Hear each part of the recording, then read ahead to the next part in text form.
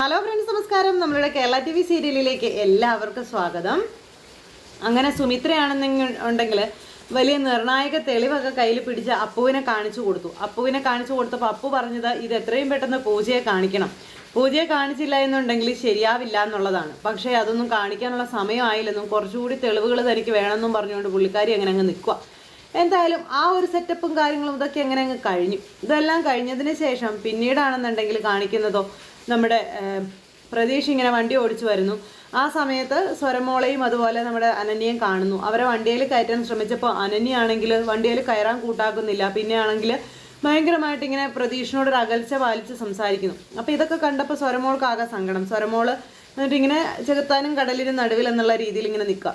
അപ്പോൾ ഈ പ്രതീഷിൻ്റെ മുന്നിൽ നിന്ന് അനന്യ ഇങ്ങനെ കരഞ്ഞപ്പോഴേക്കും നമ്മുടെ കൊച്ച് പ്രതീഷിനോട് പറഞ്ഞു, അതെ ചെറിയച്ച, എൻ്റെ അമ്മ ഇങ്ങനെ കരയിക്കരുത്, എൻ്റെ അമ്മ ഇങ്ങനെ കരയുന്നത് കണ്ട് എനിക്ക് സഹിക്കില്ലാന്ന്. അപ്പോഴേക്കും നമ്മുടെ പ്രതീക്ഷ കുഞ്ഞിനെ എടുത്തു കേട്ടോ. കുഞ്ഞിനെ എടുത്തിട്ട് ഇങ്ങനെ കുറേ ഉമ്മയൊക്കെ കൊടുത്തു. അത് കഴിഞ്ഞപ്പോൾ കൊച്ചു പറഞ്ഞു, വാ മമ്മി നമുക്ക് ചെറിയച്ഛൻ്റെ കൂടെ പോകാം. ചെറിയച്ഛൻ എത്ര വട്ടമായി നമ്മളെ വിളിക്കുന്നു, ചെറിയച്ഛൻ അത്രത്തോളം ഇഷ്ടം നമ്മളോട് ഉള്ളത് കൊണ്ടല്ലേ ചെറിയച്ഛൻ നമ്മളെ അങ്ങനെ വിളിക്കുന്നത്. വാ മമ്മി നമുക്ക് ചെറിയച്ഛൻ്റെ കൂടെ പോകാം മമ്മി എന്നും പറഞ്ഞുകൊണ്ട് ഇങ്ങനെ നേരം പറയുക. അപ്പം അങ്ങനെ പറഞ്ഞു കഴിഞ്ഞപ്പോഴത്തേക്കും നമ്മുടെ അനന്യ നിവർത്തി കേട്ട് വണ്ടിയിലേക്ക് കയറിയപ്പോൾ പ്രതീഷിന് ഒരുപാട് സന്തോഷമായി. അപ്പോൾ സ്വരമോളോട് ഫ്രണ്ടിൽ കയറാനായിട്ട് പറഞ്ഞു. അപ്പോൾ സ്വരമോള് പറഞ്ഞു, വേണ്ട ഞാൻ മമ്മിക്കൊപ്പം ഇരുന്നോളാമെന്ന്. അങ്ങനെ രണ്ടുപേരും വണ്ടിയുടെ പിറകിലിരിക്കുന്നു.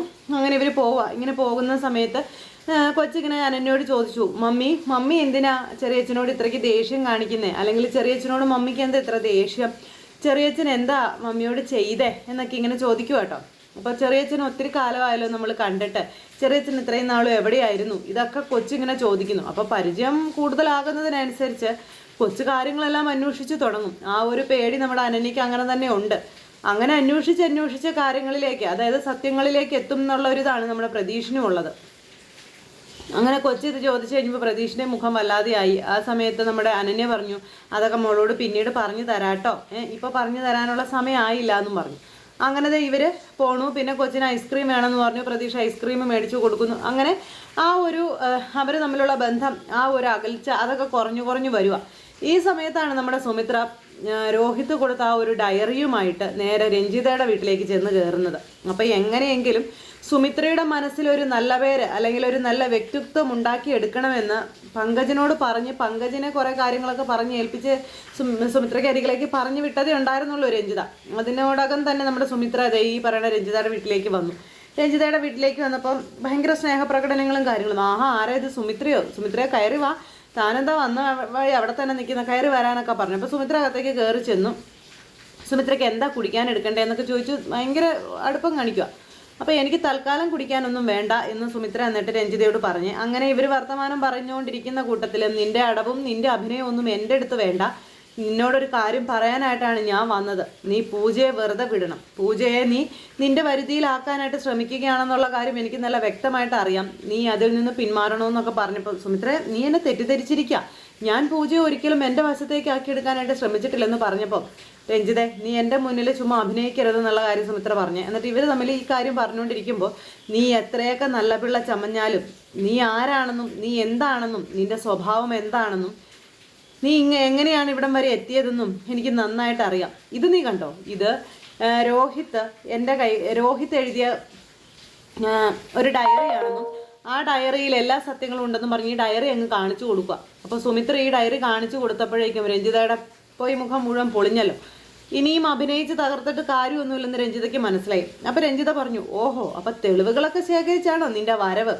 ആയിക്കോട്ടെ, നീ തെളിവുകളൊക്കെ കൈവശം തന്നെ വെച്ചോളാൻ പറഞ്ഞു. ഈ ഡയറിയിലുള്ളതെല്ലാം സത്യമായ കാര്യങ്ങളാണെന്നും ആ സത്യം തെളിയിക്കാൻ നിന്നെ കൊണ്ട് കഴിയുമെങ്കിൽ നീ അങ്ങ് തെളിയിക്കാൻ പറഞ്ഞു. നിന്നെ ഞാൻ വെല്ലുവിളിക്കുകയാണ്. നീ പെണ്ണാണെങ്കിൽ ഈ ഡയറിയിലുള്ള സത്യങ്ങളൊന്ന് തെളിയിച്ച് കാണിക്കാൻ സുമിത്രയോട് രഞ്ജിത പറയാം. അപ്പം ഞാൻ ജീവനോടെ ഉണ്ടെങ്കിൽ ഇതിൻ്റെ സത്യം തെളിയിച്ചിരിക്കുമെന്നും നിൻ്റെ ചതിയിൽ നിന്നും എൻ്റെ പ്രതീക്ഷനെയും അതുപോലെ തന്നെ എൻ്റെ മോളെയും ഞാൻ രക്ഷിച്ചെടുത്തിരിക്കും എന്നും പറഞ്ഞ് നമ്മുടെ സുമിത്ര അവിടെ നിന്ന് അങ്ങ് ഇറങ്ങുക. അപ്പോൾ സുമിത്ര അതും പറഞ്ഞ് അങ്ങ് പോയി കഴിഞ്ഞപ്പോൾ രഞ്ജിതയ്ക്ക് നെഞ്ചെടുപ്പ് കൂടി. അപ്പോൾ സുമിത്രയുടെ കയ്യിൽ അത്രയും വലിയൊരു തെളിവിരിക്കുവാണ്. അതുകൊണ്ട് തന്നെ കയ്യിൽ നിന്ന് കാര്യങ്ങളെല്ലാം പോകുമെന്നുള്ളത് രഞ്ജിതയ്ക്ക് മനസ്സിലായി. ഇനിയിപ്പോൾ എന്ത് ചെയ്യും? ഇനിയിപ്പോൾ ഒന്നും ചെയ്തിട്ട് കാര്യമില്ല. പക്ഷേ ഈ ഡയറി സുമിത്രയുടെ കയ്യിൽ ഇരിക്കുന്നിടത്തോളം കാലം താൻ സേഫ് സോണിലല്ലെന്നുള്ള കാര്യം മനസ്സിലായി. എത്രയും പെട്ടെന്ന് അവളുടെ കയ്യിൽ നിന്ന് ആ ഡയറി അടിച്ചു മാറ്റണം, അല്ലെങ്കിൽ ആ ഡയറി നഷ്ടപ്പെടണം സുമിത്രയ്ക്ക്. എങ്കിൽ മാത്രമേ തനിക്കിനി നിലനിൽപ്പുള്ളൂ എന്ന് മനസ്സിലാക്കിക്കൊണ്ട് നമ്മുടെ രഞ്ജിത്ത് അപ്പം തന്നെ ഫോൺ എടുത്ത് അതിനുള്ള പരിപാടി ഒപ്പിക്കുകയാണ്. അപ്പോൾ സുമിത്ര ഇങ്ങനെ ഡയറിയൊക്കെ ബാഗിലാക്കി ഇങ്ങനെ നടന്നു പോരുന്നു. അങ്ങനെ നടന്നു വരുന്ന സമയത്ത് യാദൃശികമായിട്ട് 2 പേര് ബൈക്കിൽ അതുവഴി സുമിത്രയെ ഫോളോ ചെയ്യുക. അപ്പോൾ സുമിത്ര ഇതൊന്നും അറിയുന്നില്ല. സുമിത്ര ഇങ്ങനെ തോളത്ത് ബാഗും തൂക്കി പോവുകയാണ്.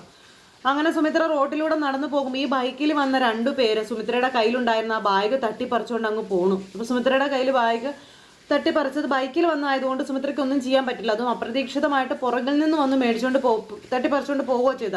അപ്പോഴേക്കും നിർത്ത് എൻ്റെ ബാഗ് എന്ന് പറഞ്ഞ് സുമിത്ര പുറകെ കുറച്ച് ഓടി.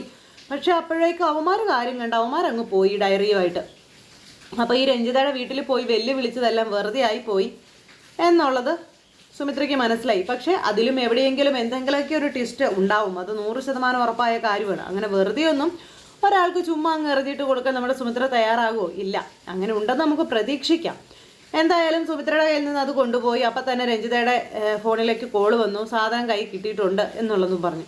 അപ്പോൾ പിന്നെ രഞ്ജിതയ്ക്ക് സന്തോഷമായി. ഇനിയിപ്പോൾ സുമിത്രയെന്നല്ല ആരെയും പേടിക്കേണ്ട കാര്യമില്ലല്ലോ.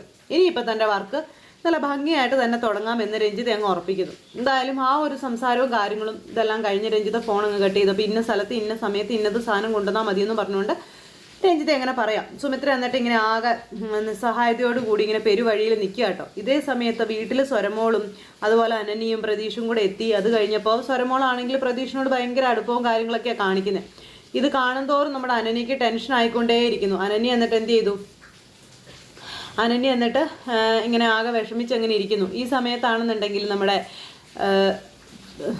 അനിരുദ്ധിനോട് ചെന്ന് അനന്യ കാര്യങ്ങളൊക്കെ അവതരിപ്പിക്കുകയാണ്. അതും ഇന്ന പോലെ പ്രശ്നങ്ങളുണ്ട് എന്നും പറഞ്ഞു. അപ്പോൾ അതേ ഇന്നത്തെ ദിവസം ഇന്ന പോലെയൊക്കെ സംഭവിച്ചു എന്നുള്ള കാര്യമൊക്കെ പറഞ്ഞ് അങ്ങനെയൊക്കെ പറയാം. അപ്പോൾ അതൊക്കെ പറയുന്നത് കേട്ട് കഴിഞ്ഞപ്പോഴത്തേക്കും നമ്മുടെ അനിരുദ്ധ് പറഞ്ഞു. അനിരുദ്ധിനോട് പറഞ്ഞു കഴിഞ്ഞപ്പം നീ എന്തിനാ അനന്യ ഇങ്ങനെ കിടന്ന് ടെൻഷൻ അടിക്കുന്നത്? നിന്റെ ടെൻഷൻ അടി കൊണ്ടും നിന്റെ പ്രവൃത്തി ദോഷം കൊണ്ടും സ്വരമോളെ നമുക്ക് നഷ്ടപ്പെടാനും മതി. അവനവൻ്റെ മകളെ ഒന്ന് സ്നേഹിച്ചെന്നോർത്ത് അല്ലെങ്കിൽ ഒന്ന് ചേർത്ത് പിടിച്ചെന്നോർത്ത് എന്താ കുഴപ്പം?